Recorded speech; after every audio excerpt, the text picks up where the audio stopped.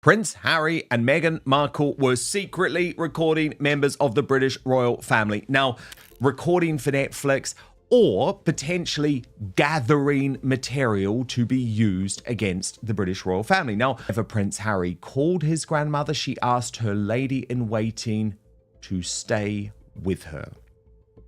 Hugo Vickers, I guess what this shows, right, is that trust had completely broken down between the Sussexes and the British royal family.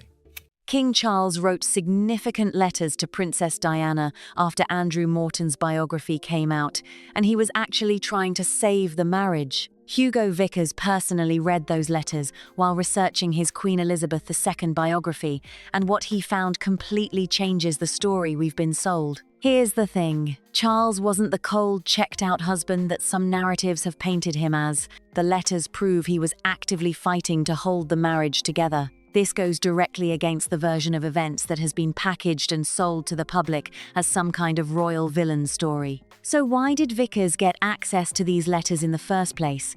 Because Diana's former butler, Paul Burrell, had been making bold public claims about what was inside Charles's private communications. Vickers was brought in specifically to check those claims against the actual documents, and what he found told a very different story.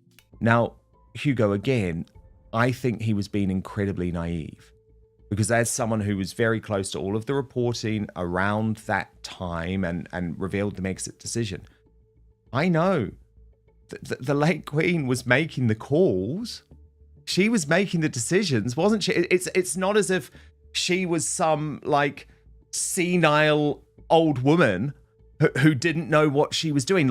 Now, who exactly is Hugo Vickers? This isn't just some random commentator. He's a respected historian and broadcaster whose new biography of Queen Elizabeth II is built on over 60 years of personal observation, more than 40 personal meetings with the late Queen, stretching from 1968 all the way to her final days, and deep access to palace archives. The Financial Times called him the most knowledgeable royal biographer on the planet. When this man speaks, it carries serious weight. But the Charles letters to Diana aren't the only ones Vickers references. There's another set, the letters Charles wrote to Sarah Ferguson, and according to Vickers, those ones hit very differently. Sharper in tone, more direct, they reveal that Charles privately viewed Sarah Ferguson as seriously irresponsible during her time married to Prince Andrew. Those letters from Charles, they're reportedly locked away in a bank vault somewhere, and according to Vickers, don't expect them to ever see the light of day. Realised that as Queen, she had to take a certain position.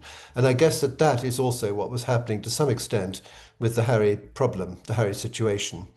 And then, of course, they invented at the time of the Platinum Jubilee this expression, the working royals, which meant to say that only the ones who were actually working for the royal family would be on the balcony, would be respected in that way. And you've even seen it more recently on her centenary when the king gathered all the working royals together. But here's what Vickers did put on record. Charles's reaction when Prince Andrew announced his engagement to Sarah Ferguson. His response was short, sharp, and said everything. Well, he chose her. That's it. No celebration, no warmth, just 5 words that told the whole story. Even back then, Charles privately had serious doubts that this marriage would end well for the family, and history proved him right.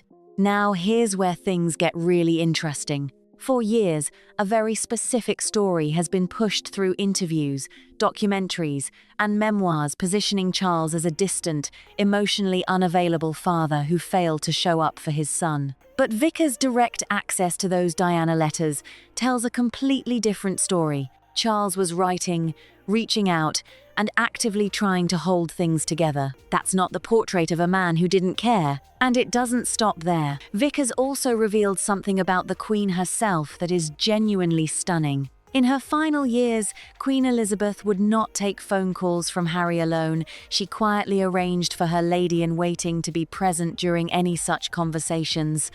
Most successful members of the royal family are the ones who support the Queen but don't compete with her. And, unfortunately, that Diana eventually she was competing with the Queen, competing with Prince Charles. That didn't work out so well. Whereas other members of the royal family are very effective in that role. Why? Because she could no longer trust that a private family conversation would actually stay private. Too many personal moments had already found their way into public content, interviews, and deals. The Queen, a woman who dedicated her entire life to duty and discretion, had to put a system in place just to protect her own private words from her own grandson. That says everything. And it's not just the Queen who put these protections in place. Prince William has done the exact same thing. According to reporting from the Daily Mail, William will not meet Harry without a witness in the room. Full stop. The reasoning is identical. Any private conversation could later be repackaged, reframed, and presented to the public through outside commercial channels, with the story told entirely from one side. So the witness protocol became the only way to keep any kind of family contact going, even at a much more guarded level. And we've already seen this play out in real time. When Harry met with Charles at Clarence House in September 2024, Camilla was in that room the entire time, no exceptions. Same protocol, same reasoning. The trust had been broken, and the institution adapted accordingly. But here's something Vickers revealed about the Queen's decision-making that is genuinely fascinating. She never asked herself, That if he was going to leak information or potentially take something that was said out of context, there would be a witness there who would be able to back up effectively the royal version of events. Do you think that was the reason why the late Queen was asking, as you revealed in your book, for a lady in waiting to stay during her phone calls with Harry? Yes, I think probably. I mean, I think she, by the way, often did have a lady in waiting or a private secretary with her, with various. "What should I do?" She asked, "What should the Queen do?" That single shift in framing changed everything. It meant she could separate her personal feelings from her duty and always choose duty. Whatever she may have wanted as a grandmother, as a woman, had to come second to what the crown required. That kind of discipline is rare, and that framework explains everything about the Sandringham Summit in January 2020. As a grandmother, she may have wanted to find a way to make Harry happy. But as the Queen, the answer was clear: a half-in, half-out arrangement simply could not work for the institution. The personal feelings didn't get a vote. And this is where the record really speaks for itself. The idea that the Queen was somehow pressured or manipulated into the decisions she made during the Megxit period. Vickers shuts that down completely, and he does it with first-hand proof. In June 2022, just 3 months before her passing, Vickers had a personal 15-minute meeting with the Queen, and his professional assessment? She was sharp as ever, bright as a button. She heard everything, saw everything, and responded to everything with full clarity. Her famous ability to recall random facts from decades of experience, still completely intact. And Vickers doesn't just say this, he proves it with a specific story. At a reception at Cumberland Lodge in Windsor Great Park, Vickers mentioned to the Queen that Prince William was heading to New Zealand, where a particular Maori chief was refusing to meet him because William had only been given 45 minutes for the engagement. Well, I remember when I wrote a book about Prince Philip's mother, I did see Princess Anne on her own, which was great. But Prince Charles had a press secretary sitting next to him during my interview with him. So they do that sometimes. And so that's not totally unusual. But just probably makes it a bit more difficult for him to come out with outrageous demands and things which, he could then go around saying she said yes when in fact she had probably said no. Vickers added some historical background that back in 1953, when the Queen herself visited New Zealand, the then Prime Minister Sidney Holland had actually tried to block her from meeting the predecessor of that same Maori clan. The Queen's response was instant. She immediately noted that the current Maori chief was actually a bus driver in his regular daily life, despite his ceremonial title. No notes, no reminders, no hesitation, just decades of detail pulled up on the spot. So any suggestion that her final decisions were made under outside influence or mental decline, the documented record says otherwise, and it says so loudly. Here's something people don't fully appreciate about what made the Queen genuinely irreplaceable, and it goes way deeper than just wearing the crown. According to Vickers, a constitutional monarch's most powerful tool is memory. Across 7 decades of weekly private meetings with prime ministers, the Queen built up an institutional knowledge base that nobody else in British political life could come close to matching. When a prime minister walked in with a problem, she could pull up a real precedent from her own reign on the spot, in real time. They may not have always taken her advice, but they always listened, because that depth of experience simply didn't exist anywhere else. And behind closed doors, the Queen had a side that the public rarely got to see. Vickers reveals she was a gifted mimic. She could apparently do a spot-on impression of her uncle, the Duke of Windsor, complete with his transatlantic accent. There's another really interesting revelation in your book, Hugo, which is quite relevant given Netflix are bringing back The Crown, and they're bringing back The Crown to actually look at the earlier years of the life of Queen Elizabeth II, or at the time she was a princess, and her relationship with... She had a real sense of comedic timing, but her institutional role meant keeping that locked away in public. Her favorite line from the Bible, from the book of Luke, was that Mary kept all these things and pondered them in her heart. That wasn't just a preference, that was her operating manual. She took everything in and revealed almost nothing. That silence was her superpower. But after turning 80, something shifted.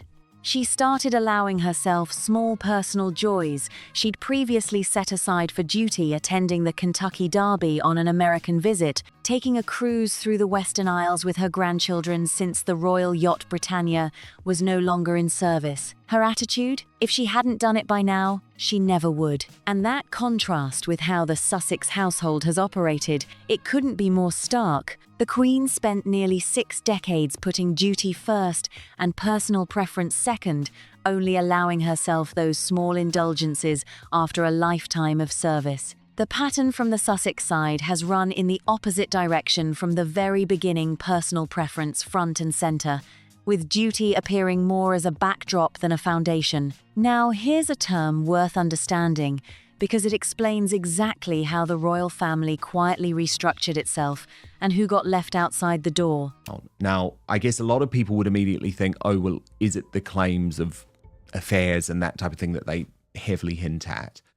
But no, it was actually in regards to how the producers presented a very traumatic family story. The phrase working royal was essentially created during the Platinum Jubilee in 2022 as an official way to separate active members of the family from inactive ones. The most visible expression of this? The balcony. Only working royals stood on that balcony during Trooping the Colour and other major ceremonies. It was a public visual line drawn in real time, and everyone watching knew exactly what it meant. And that line hasn't moved. When King Charles recently brought the working royals together for a centenary engagement at Buckingham Palace, the framework held firm.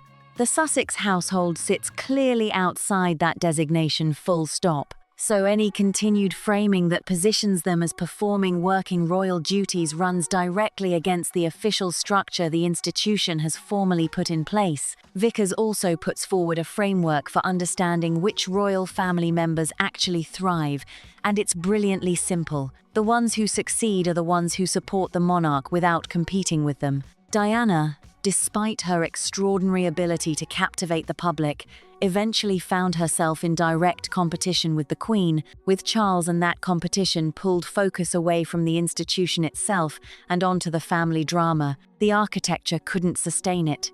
Other members who quietly show up, do the work, and stay in their lane, they last and they're respected for it. On that framework, the Sussex household has operated as a competing force rather than a supporting one across 6 years, and the institution has responded accordingly. The Sandringham invitation withdrawal, the coronation balcony exclusion, the removal from Highgrove photographs, these weren't random snubs. They were the institution formally distancing itself from an element it could no longer absorb. Equestre International, the Oxford conferences, many things. And I hope one day somebody will be given access to his papers and can really see the full extent of what he achieved, and they'll be fascinated. He didn't like Fergie. Hugo, has he been proven right on that front? Well, he went to a lot of trouble with Diana after the Morton book came out.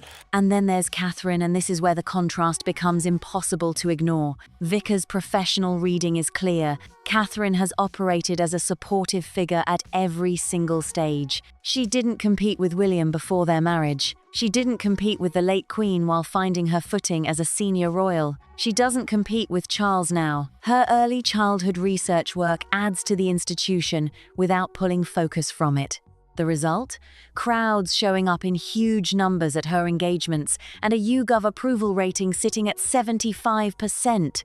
The institution rewards the supportive disposition, and Catherine has embodied it from day one. And when you lay it all out side by side, the pattern becomes impossible to ignore and, frankly, impossible to defend. Every major Sussex public move has been strategically timed to land directly against an institutional moment. This wasn't accidental scheduling or bad timing, this was a calculated, consistent pattern running across years. The Bondi Beach appearance didn't just happen to drop during the Australian tour news cycle, it landed right on top of it. The Archie birthday Instagram post didn't just happen to go up when Catherine made her Italy announcement, it was placed there. The Easter Instagram post featuring the children went live right against the broader royal Easter calendar. Even the Geneva World Health Organization appearance was positioned to draw attention away from the kind of serious, sustained policy work that Catherine and other senior working royals have spent entire careers quietly building. Each individual move, looked at alone, could maybe be explained away, but the cumulative pattern, 6 years of consistently timed drops, each one landing at a moment designed to pull focus, redirect attention, and compete for the same audience the institution was already engaging. That is not a coincidence, that is a strategy. And once you see it, you genuinely cannot unsee it. Anyway, there's a drama about Paul Burrell having said something that he'd said, and they asked me to come and read the letters to see, so that I could see what was in the letters. And they were very, very interesting because he was really trying to do his best to keep that marriage together.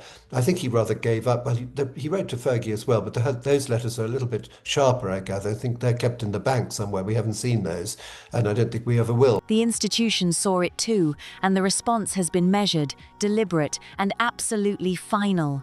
The formal separation that has now consolidated isn't emotional or personal at its core. It is structural. The institutional architecture simply cannot function with a competing element operating inside it or even adjacent to it. The working royal framework, the balcony exclusions, the Sandringham invitation withdrawal, the coronation arrangements, the removal from official photographs, none of these were reactive or impulsive. They were the institution methodically closing the gap between what it could accommodate and what it could not. Now, here is what makes this moment genuinely significant, because it's not just about drama or family tension. Hugo Vickers' biography has done something that years of royal commentary, interviews, and documentaries never managed to do. It has placed the actual documentary record in front of the public, not interpretations, not competing narratives, the letters, the protocols, the first-hand observations, the verified primary sources,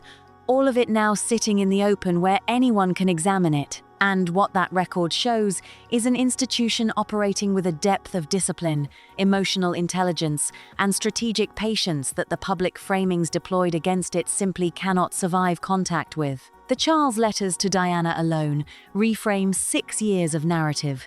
Here was a man, repeatedly characterized as cold and emotionally checked out, writing sustained letters trying to save his marriage after Andrew Morton's biography had already done enormous public damage. That is not the behavior of a disengaged figure. That is the behavior of someone fighting hard for something he valued, and the letters prove it in his own words. The Charles letters to Sarah Ferguson add another dimension entirely. Hugo, you must accept, and this is why one of the reasons you will go down as such an eminent royal historian, because it was so rare for one man or woman, I guess, with a public profile to get to spend that much time with the Queen over the course of her reign. Very few people who speak publicly were able to do that. Sharper in tone, more direct. They reveal that Charles privately assessed the Andrew Fergie situation with clear eyes from the very beginning. His reaction to the engagement? 5 words. Well, he chose her. No warmth, no celebration, just a quiet acknowledgement that carried a world of private reservation. History, of course, validated every bit of that early concern, and the letters were sitting in a bank vault the whole time, unavailable to the public narrative that was playing out above them. Then there is the Queen's witness protocol, and this one genuinely stops you in your tracks when you sit with what it actually means. A grandmother, one of the most experienced and emotionally intelligent institutional figures of the 20th century, quietly arranging for her lady-in-waiting to be present during private phone calls with her own grandson. Not because she didn't love him, not because she was being manipulated by palace staff, but because the cumulative pattern of private family moments being converted into public commercial content had made ordinary family confidence operationally impossible. Think about what that actually required of her. The Queen, a woman whose entire professional life was built on discretion, on keeping confidences, on being the person everyone could trust with their most sensitive concerns, had to install a supervision mechanism into her own family relationships. That is not a small thing. That is a profound institutional adaptation driven by a very specific and documented cause. William's parallel protocol carries the same weight. He will not meet Harry without a witness present. The Clarence House meeting in September 2024, with Camilla present throughout, that wasn't a casual arrangement or a social coincidence. That was the same institutional logic applied by the next generation, because the same underlying dynamic made it necessary. The trust framework that ordinary family relationships depend on had been compromised not through malice or coldness, but through the repeated conversion of private interactions into commercial and public product. And here is where the Queen's decision-making framework becomes so important to understand, because it explains every major institutional decision she made across the final years of her reign, including the Sandringham Summit outcomes that the Sussex household has continued to frame as somehow negotiable or subject to revision. The Queen did not ask herself what she personally wanted to do. She asked what the Queen should do. That shift from the personal to the institutional was not a rhetorical device. It was a genuine analytical discipline that she applied consistently across 7 decades. Her personal disposition as a grandmother might have wanted to find accommodation, to keep everyone close, to avoid the pain of formal separation. But the Queen's framework required her to set that aside and ask what the institution actually needed. And the institution's answer was clear. A half-in, half-out configuration was not structurally possible, and no amount of personal preference on either side could make it so. The Sussex framing of the Megxit period has consistently implied that a different outcome was available, that with more flexibility, more warmth, more willingness to accommodate, things could have been arranged differently. The Vickers documentary record makes that framing operationally indefensible. The Queen made the decision she made because her framework required it. Her mental capacity was fully intact when she made it, and the institutional logic behind it was sound. There was no other available outcome, not because of palace politics or staff influence, but because the institutional architecture genuinely cannot sustain what was being proposed. And speaking of mental capacity, this needs to be addressed directly, because the implied suggestions that have circulated about the Queen's late-stage decision-making are completely dismantled by what Vickers personally witnessed. In June 2022, just 3 months before her passing, he sat with her for 15 minutes. His professional assessment, delivered without hesitation, was that she was sharp, alert, engaged, and operating with her full characteristic depth of institutional memory. The Maori bus driver anecdote alone demonstrates a mind retaining and deploying precise details from decades of institutional engagement instantly, effortlessly, without prompting. This was not a woman whose decisions were being shaped by those around her. This was not a diminished figure being steered by palace advisors. This was the Queen fully present, fully capable, making fully informed institutional decisions right up to the end of her reign. The documentary record on this point is not ambiguous. Now let's talk about what Vickers reveals about her personality, because this is where the human picture becomes genuinely moving. Behind the institutional discipline, behind the famous reserve, behind the decades of carefully managed public appearances, there was a woman with a sharp sense of humor, a gift for mimicry, and a deep personal warmth that her role required her to keep largely private. She could apparently do a pitch-perfect impression of her uncle, the Duke of Windsor, complete with his distinctive transatlantic accent. She had genuine comedic timing. She found joy in things real, personal, unscripted joy that the institutional framework mostly required her to contain. Her favorite line from scripture, from the book of Luke, was that Mary kept all these things and pondered them in her heart. That was her lived practice. She absorbed everything and revealed almost nothing publicly, and that discipline was itself a form of extraordinary emotional intelligence. After turning 80, she began allowing herself small personal indulgences that earlier institutional discipline had set aside, attending the Kentucky Derby on an American visit, taking a cruise through the Western Isles with her grandchildren, even without the royal yacht Britannia, which was no longer available. Her framing was simply that if she hadn't done these things by now, she never would. After nearly 6 decades of putting duty categorically first, she had earned those moments, and she took them with the quiet satisfaction of someone who had genuinely honored their commitments before claiming their rewards. That contrast with the Sussex operational pattern is not subtle, it is structural, and it is stark. The Queen's model was duty first, personal preference constrained until the institutional career had been fully honored. The Sussex model has inverted this completely from the very beginning, personal preference operating as the primary framework, with institutional duty appearing selectively as context or backdrop rather than as genuine foundation. And this brings us to Catherine, and to why the public response to her has been so consistent and so overwhelming. Vickers' professional reading is precise on this point. Catherine has operated as a supportive figure at every single stage of her institutional development, and she has never competed. She didn't compete with William during the years before their marriage. She didn't compete with the late Queen while she was developing her senior royal positioning. She doesn't compete with Charles in the current configuration. Her early childhood research and policy work adds genuine substance to the institution without drawing focus away from the broader institutional architecture. The result is documented and measurable. Crowds showing up in extraordinary numbers at her public engagements, a YouGov approval rating sitting at 75%, a public instinct toward her that goes beyond celebrity or sympathy.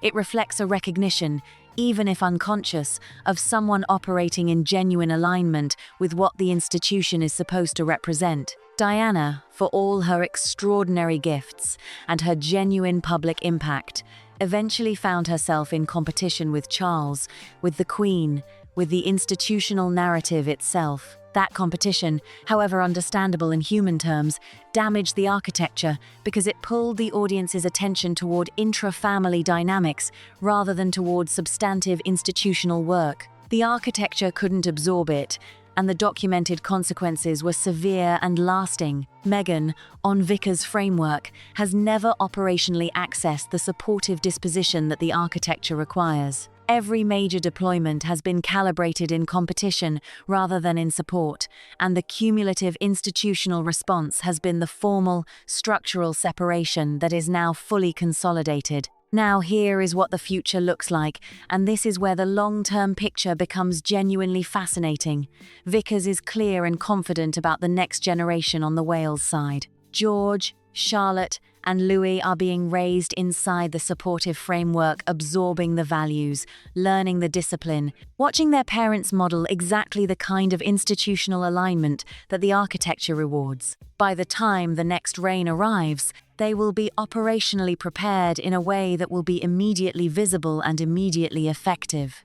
The contrast with how Archie and Lilibet are being raised is consequential not as a criticism of them as individuals, but as a structural observation about preparation. They are growing up entirely outside the institutional framework. They are not being prepared for institutional duty because the household they are being raised in is not operating within the institutional architecture. By the time they reach adulthood, that gap in preparation, in institutional grounding, in operational training will be substantial and visible. The two next-generation cohorts are being shaped by fundamentally different frameworks, and the long-term consequences of that difference will be impossible to ignore. And Vickers closes the whole picture with a story that is small in scale but enormous in meaning. After King George VI lying in state at Westminster Hall in 1952, the new Queen sat down with Sir Boy Browning, her office head, and the husband of the celebrated author Daphne du Maurier. Browning later reported back to du Maurier on what the Queen had wanted to urgently discuss at that first meeting as monarch. Not her grief, and she had genuine deep grief to carry. Not her fears about what lay ahead, and the weight of what she had just inherited was almost incomprehensible. Not the personal losses or the private anxieties that would have been entirely understandable in that moment. The court circular, and specifically how it would be published. Du Maurier's response to that report has gone down in the documented record. She said this was going to be a fantastic reign, and that the country was in really good hands. And she was right. 70 years of documented institutional service proved her right in ways that even she couldn't have fully anticipated in that moment.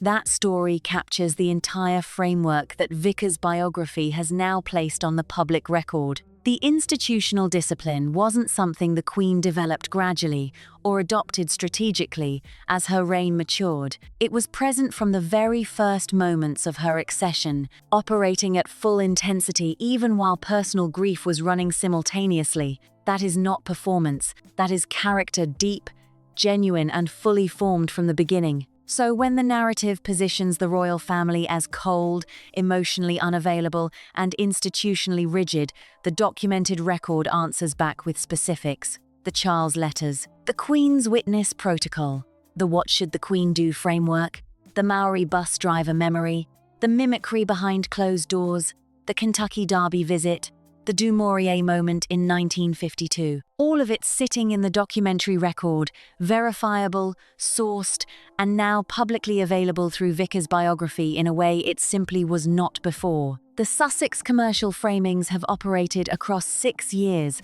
on the assumption that the institutional family's actual decision-making was opaque, that the audience couldn't access the real documentary record, therefore couldn't perform the comparison. The Vickers biography has now substantially closed that gap. The institutional family operates, and has always operated through substantive, disciplined frameworks, and the record validates that at every documented point. The audience now has both versions in front of them simultaneously, the commercial framings on one side, the documentary record on the other, and the comparison is available to anyone willing to look at both honestly. The institutional response continues to consolidate quietly and methodically through what some have called the let them doctrine, patient, structured, and entirely confident in what the documented record ultimately shows. The verdict, on the full weight of the documentary evidence Vickers has now made available, is in,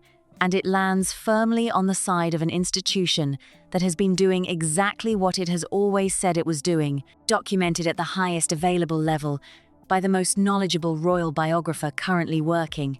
If you made it all the way to the end of this one, you already know this story runs deeper than most people realize. Hit that like button, subscribe if you haven't already, share this with someone who needs to see the full picture, drop your thoughts in the comments below because this conversation is far from over, and we will see you in the next one.